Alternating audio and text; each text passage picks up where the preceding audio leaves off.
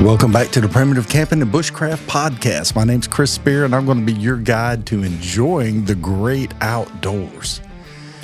Well, this week we're going to talk about something I really don't like to do whenever I head out into the woods. Chemical disinfection. I'm not that big on chemicals. I don't like using chemicals, but you know, it is what it is. But chemical disinfection is one of those things that, yeah, it can kill any kind of biological and contaminants. But still, at some point, it's like, you know, it's going to cause you some kind of cancer or some kind of illness or something if you use it wrong or something like that. So I'm not very fond of chemical disinfection whatsoever. But we're going to discuss it. So last week, we used the handkerchief and the meal baiting bag and the coffee filters, and, you know, but if you did that, you're getting the grime and the grit out of your water, but you still have to boil that water or use a commercial water filter in order to render it safe to drink. But you could use this chemical disinfection, and chemical disinfection works. It does work. When I was in the military, we use water treated with iodine like crazy, you know, coming straight out of the water buffaloes, and that's what they carried water around in these big old containers on wheels, and they would set it up and you could drink water, but it tasted like iodine. It was nasty. It had a weird flavor to it. No matter where you went, it always tasted the same, whether you was in a different country or if you were stateside. So, but anyway, after using, I did a couple videos last week on my YouTube channel about pre-filtering your water. We went out into the woods and we found the nastiest, disgusting cesspool sludge pit water that we could find. It had tadpoles, had dead turtles in it. I mean, it was disgusting.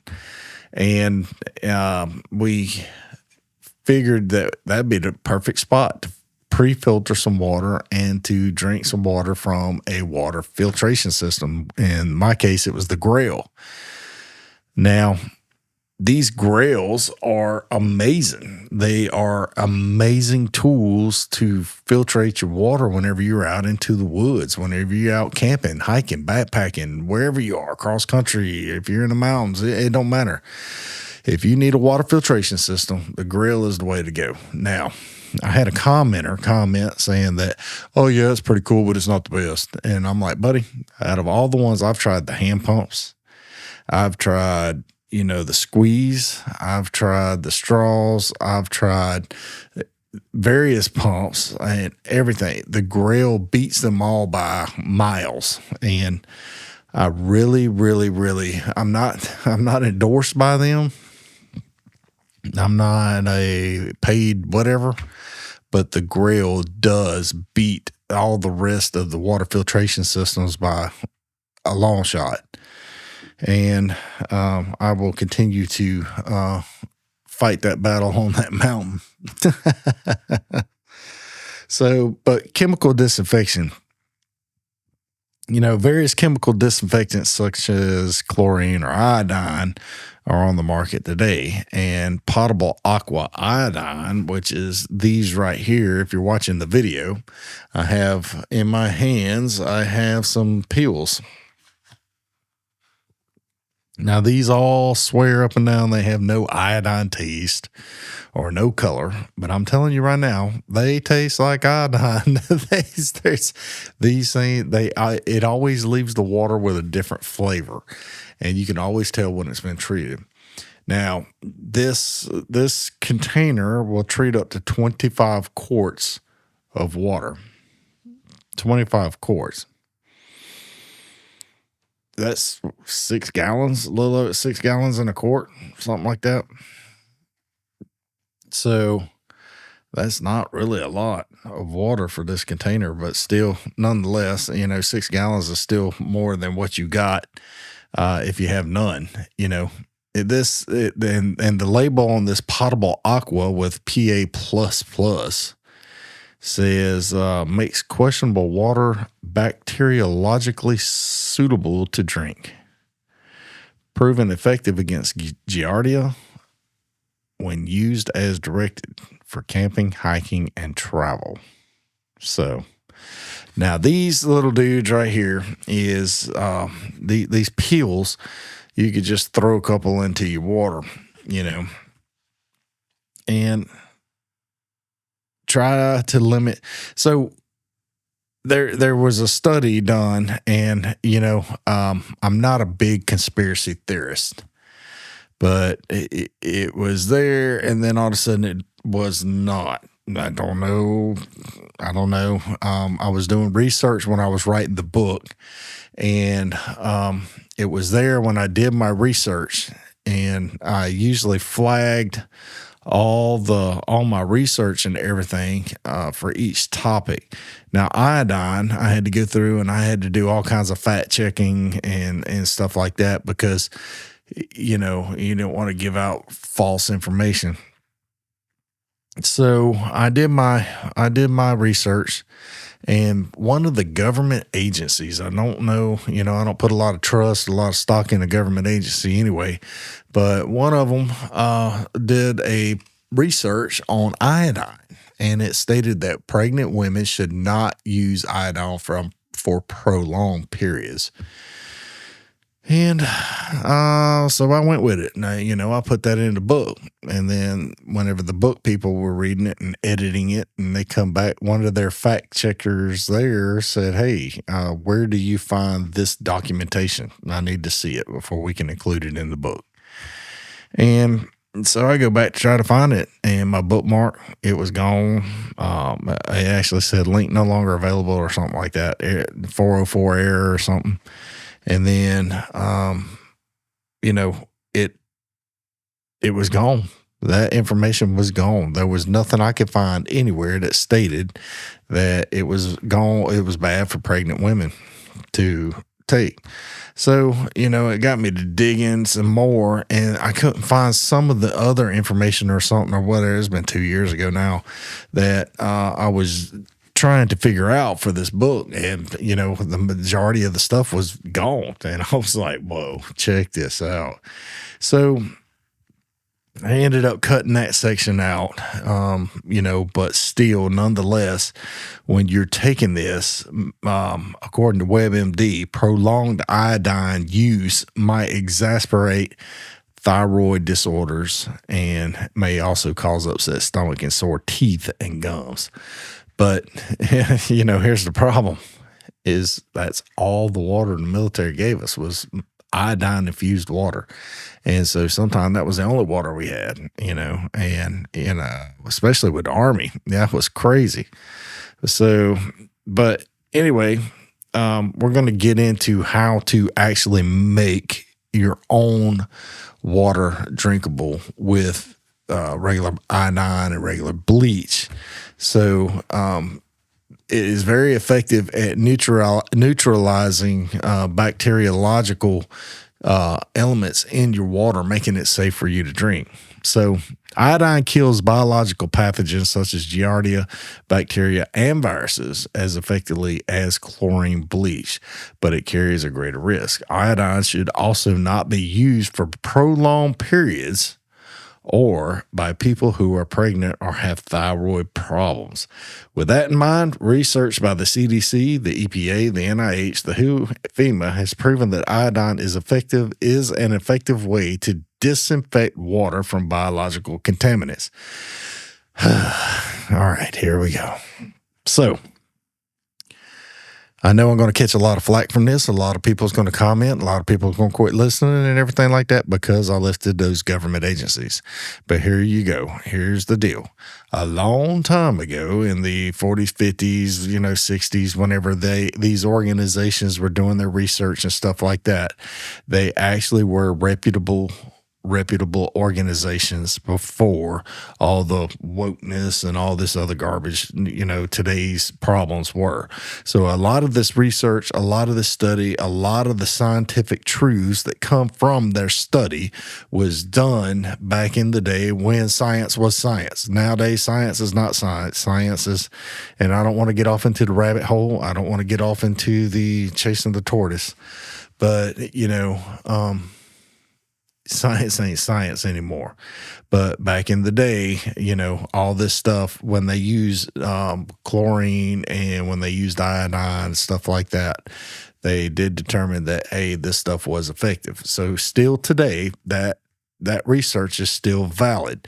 And I know a lot of you don't want to listen to anything that CDC, the EPA, the NIH, the WHO, or the FEMA has to say, and I get it. I understand it. I went through the 2019, 2020 as well, just like everybody else. And all these organizations were wrong. But, once again, before beginning this purification process, let's pre-filter our water. How did you like that transition? So use a handkerchief, a meal-bait bag, or a coffee filter. Pre-filter your water. Now, step one, we're going to use iodine. We're using 10% povidone, iodine, betadine purification. Now, this is regular stuff that you can get in a bottle from your Walgreens, your Walmart, your Dollar General, stuff like that. Step one is if it's cold and cloudy, you're going to add 14 drops of iodine per liter of water. So for every liter of water, you're going to put 14 drops of iodine. For clear, warm water, you're going to add 7 drops. For example, if I use clear water from a pond in my backyard on a warm day and the water temperature was near 70s, I would use 7 drops. If the water was from, let's say, a cold mountain stream or something to that effect, and I would use 14 drops. All right, so let's put that in perspective. If I was in Alaska drinking from a creek or a river up there in, the fall or early spring, I would put 14 drops per liter in there after I pre-filtered and got all the grit and grime and silt out of my water. Then step 2, you're going to shake or stir the container. You're going to let it stand for 15 to 20 minutes. Then you're going to be able to drink it. Now, step 3, to combat the unpleasant taste of the water treated with iodine, you can use a vitamin C lozenge.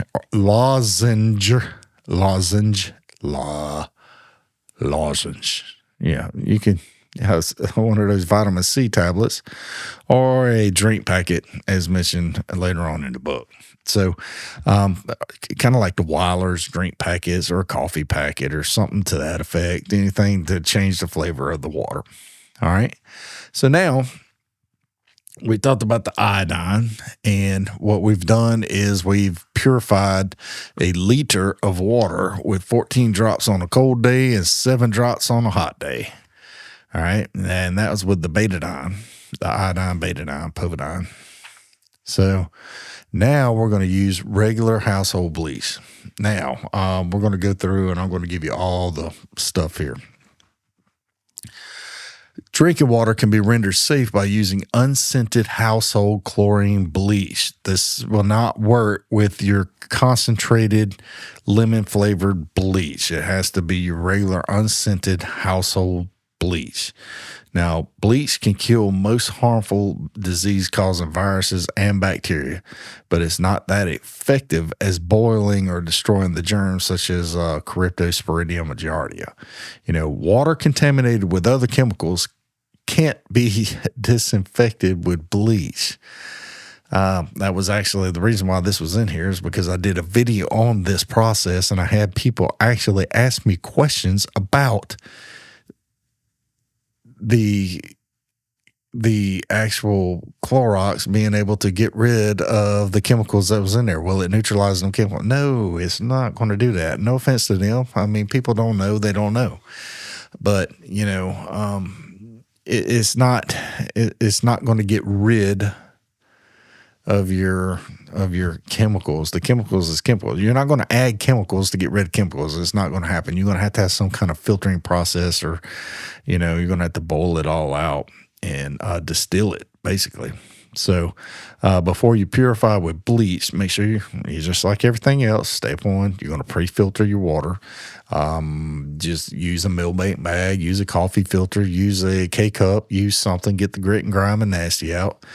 And if you do not have a way to pre-filter your water, allow the water to settle until the sediment has sunk to the bottom of your container.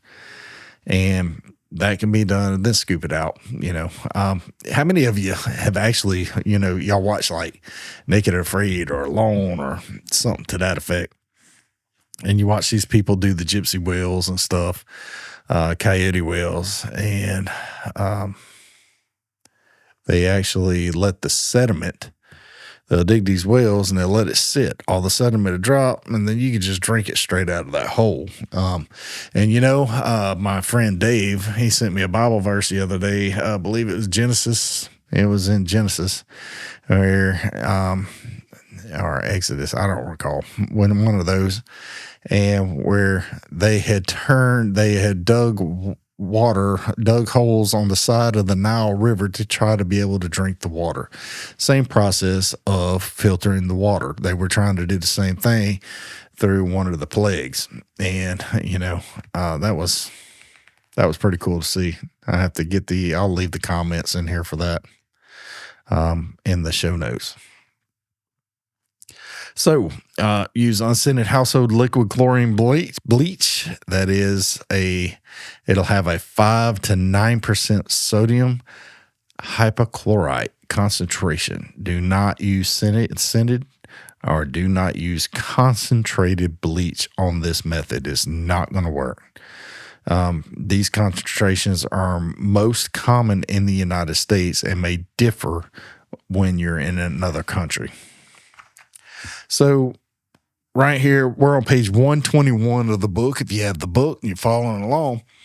So the concentration calculations of this with the bleach, all right? So for 5 to 9%, you're going to use, for 1 liter of water, you're going to add 2 drops of bleach. For 1 gallon of water, you're going to add 8 drops of bleach. For 5 gallons of water, you're going to add 40 drops of bleach. So now, if you are for concentrations of bleach typically found outside of the United States that use 1%, you're going to use 10 drops per liter, 40 drops per gallon, 200 drops per 5 gallons. So once again, if the water is cloudy, colored, or very cold, double the amounts of bleach listed above. Stir or shake the container well and let sit for 30 minutes before drinking. Now, there is a way to, once you got your water all rendered safe to drink, you got it all purified, there is a way to get rid of the chlorine taste. The very hyperchlorinated water is going to have a taste to it, and it's going to taste, everybody's been swimming in a swimming pool. They know that taste of chlorine. That's the same thing, same concept. So this chlorine is, you just open the lid and the chlorine stuff will evaporate out of the container, and that's it. So, this chemical disinfection today is not very complicated stuff. I'm sure there's other chemicals out there, and I just saw one on a video. I think Battle Box. What's the fellow? I forget his name with the long beard from Battle Box, but he does a video where he demonstrates putting nasty water out of a mud puddle in a clear plastic bag. He adds these chemicals to it, and then all the nasty, all the sediment, turbidity, everything, the nastiness of that water just drops to the bottom, and you clip it off and dump that out, and you're left with clean, drinkable water. It somehow disinfects that water. And I don't, was it Terran 1776 or whatever his name is, the guy from BattleBox. Just type in BattleBox, dude, in TikTok or Facebook or YouTube or whatever. This guy demonstrates all these products that they sell through BattleBox, which is a subscription service. And I ain't paid by them or anything like that to mention. I just thought that this was pretty cool. It was a pretty cool little thing from them. And yeah, I think his name's Terran 1776 or something like that. Something like that. I don't recall. But anyway, there's other chemical processes out there. There's other chemical disinfectants out there that you can use. And I just think it's pretty cool that you could use chemical disinfectants to actually render your water safe to drink. Now, I'm going to go straight back to square one. I am not the chemical guy. I've actually had these in my backpack in case of emergency for a very long time. This is the same packet that you saw in the book that I took a picture of. These right here on page 118. This packet in my hand is the same packet right here. So I've had this for over 2 years, and it has always been in my bag just in case, in the event of. And I think it's a pretty good idea to have something in the event of. Now, there's other ways to decontaminate your water that I didn't cover here in the book, and I just went through just a couple of the little common items that you can get from a dollar store, from a grocery store, from Walmart, or, one of those. And that's why I put those 2 items in here. So it's still bad. I'm not going to try to throw the chemicals all in my body when I don't have to. So, but last week we went through the pre-filtering process, and then I did a couple of videos on YouTube to show you exactly how to use that, the millbait bag, the coffee filters, the K-cups, the handkerchief, stuff like that. Everything that we talked about, that video went hand in hand with that stuff went hand in hand with last week's podcast. What is up with me today, dude? Oh, that's crazy. So, but now we're going to go over natural filtration systems next in the next one. And then that's going to cover a couple. And then we'll be in the commercial filtration systems. And after that, we're going to be into the fire section. Once I finish up this water section, I'm going to have a couple special guests come on. I got an individual over in Georgia that's going to be on here, and we're going to talk about a product that we just launched together. And it's these dudes right here. We got the actual Primitive Campin Blend Coffee, how bushcraft tastes. And this stuff is very good. And he approached me and asked me if I would be willing to launch my own line of coffee, and I did. And here it is. We got the ground. It comes in cups. It comes in ground. It comes in coarse ground, all the different kinds of grounds. And then it also comes in whole beans. But we got the little cups here, for the time being. They're real generic cups. They don't have my label or logo on the top right yet, because we wanted to make sure that sales were doing pretty good before we did anything like that, because it's super duper expensive to get the labels done like that. But still, I give it a shot. It's $8 for 6 ounces. Something like that. You can get put on a subscription service. And, I think this is a 12-ounce bag. Yeah, this is a 12-ounce bag, and dude, it smells so good and it tastes great. And if you're a coffee drinker like I am, you're absolutely going to love it. I promise, and it is something that you need when you get out into the woods. And you could brew it with a French press. You can brew it whatever, how you normally brew your coffee out in the great outdoors. You can take this with you and do the same thing. So give it a shot, give it a try. Let me know what you think about it. Leave me a comment. Let me know what you think. Whenever you get yourself a bag or get yourself some pods or whatnot, fire them off and then leave me a comment, and head on over to the Facebook group or YouTube page or whatever and fire off. So, but anyway, all right, that's it for this one. And next time, like I said, we'll start going in natural filtration systems, and then such as tripod, water filters, water wells, and stuff like that. Hope you enjoyed it. I'll see you next time. God bless you.